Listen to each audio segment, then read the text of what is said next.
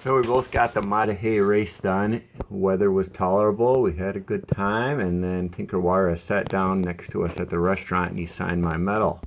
Next day we decided we're going to go hiking in Teddy Roosevelt National Park, where there's dispersed camping, meaning you can get a permit and you can camp wherever you want, off trail or out of side of the road. So we forded the river, and here people told us don't go up that canyon because the buffalo were chasing around up there.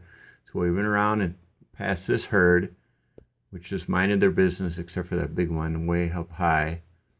Trail continued a little Matahay and then across this long prairie. We were wondering if it was ever going to change, and suddenly we dropped down into the petrified forest where there are tons of these petrified gigantic stumps coming out of the hills. Up and around through the other petrified forest, we passed another buffalo herd with this young bull who was looking at us, and moved onto the trail behind us, down into this steep canyon and up to the Matahay, where this was the spot we picked. No one was around. We watched lightning and gas flares at night and woke up to that. Next day we set out across the Matahay through the prairie, and we jumped a couple antelope, and that was cool. Then we saw a couple more in front of a buffalo herd and stalked up on them as they watched us and did this weird cry to us. We finally got to our intersection point, and then we had company coming up behind us. Here we are in the park. We're going to hide behind this post. That guy wants to get where we're going. That herd down there.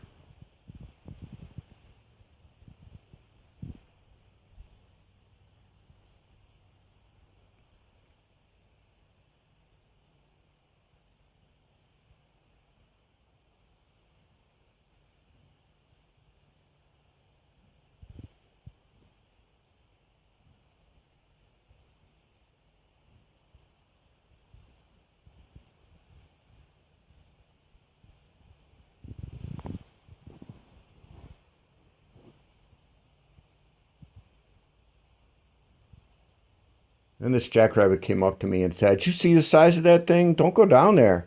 But we went down there anyways because we didn't want to go back the way we had done the day before. We gave that buffalo a good head start, though. Well, we thought this post would protect us, but that's all that's left. Little prairie dogs everywhere, and a couple antelope over there. There's a couple wild horses in amongst the buffalo. The trail takes us past this big herd, so we'll see if we want to make our own trail and go around the whole thing.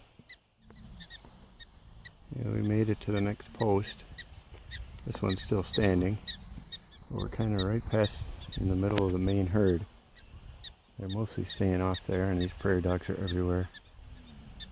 The trail goes that way, so we're gonna let this loner get across. Maybe we'll have to go by those horses back there, because there's buffalo on the trail in front. Antelope are right there.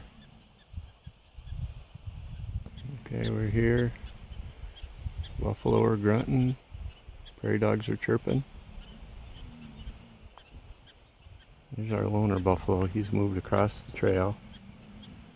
So there's the trail.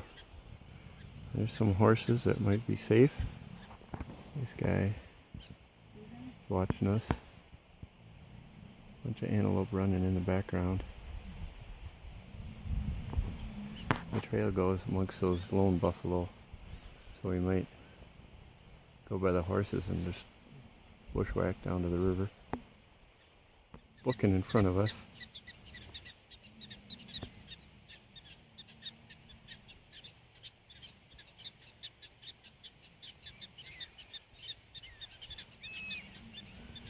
The buffalo there are not moving, so we're making our own way around by the horses.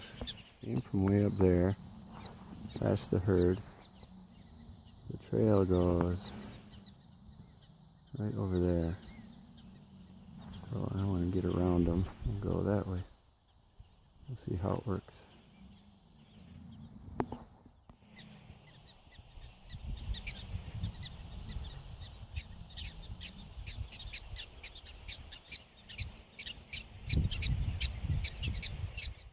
there's a post for the trail.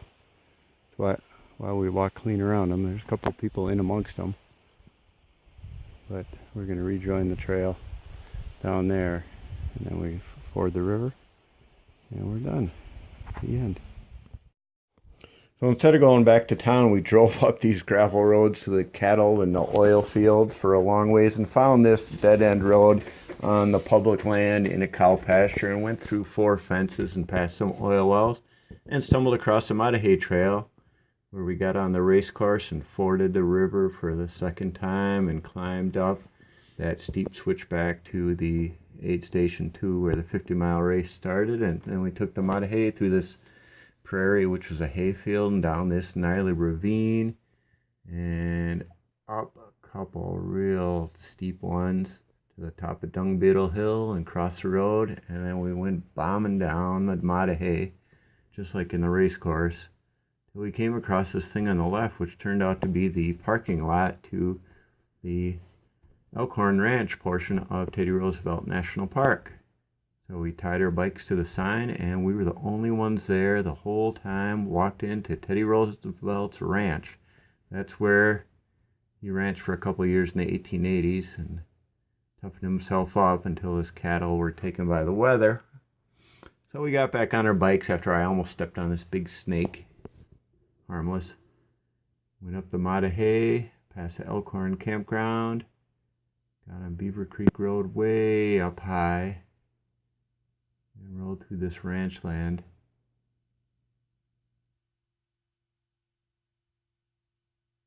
With great views all around, of course. And then we went bombing down Dung Beetle Hill, finally coming to the Little Missouri River, which we had to ford for the 3rd time today, but we're getting used to it.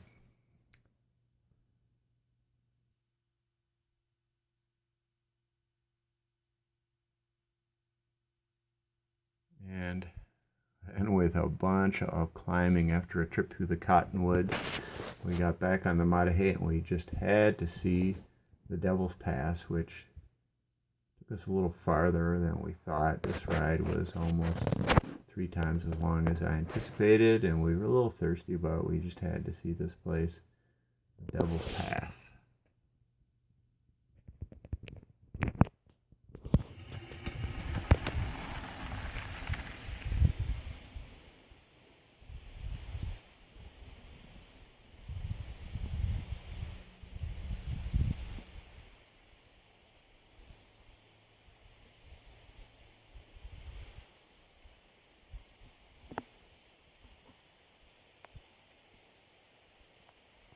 By the time we got back to the car through the cow pastures, it was like 7, pushing 8 o'clock. We had a lot of gravel and a lot of mud to get through in the car. So instead of camping in Minnesota, we decided we were going to get a place to stay in Dickinson. First exit was all the chain motels and chain restaurants, and we just weren't having it. We got back on the interstate and went to the city center, where we found a nice comfy room at the NoDak Motel, where the manager recommended going to eat at the bowling alley, which had a snack bar open until 2 a.m. Got a great spaghetti special with a giant chef salad. Next day we wound up at the Country Rose Cafe, which had a great big breakfast skillet, and a boss who came around with the pan fresh out of the oven, dripping with caramel roll frosting, and he asked us if we were busy with our spoons, and swiped them and dipped it in there with a twirl and gave us some caramel roll frosting to eat. That was so good. We had to box a couple up for our trip to Minnesota, and the adventure continued.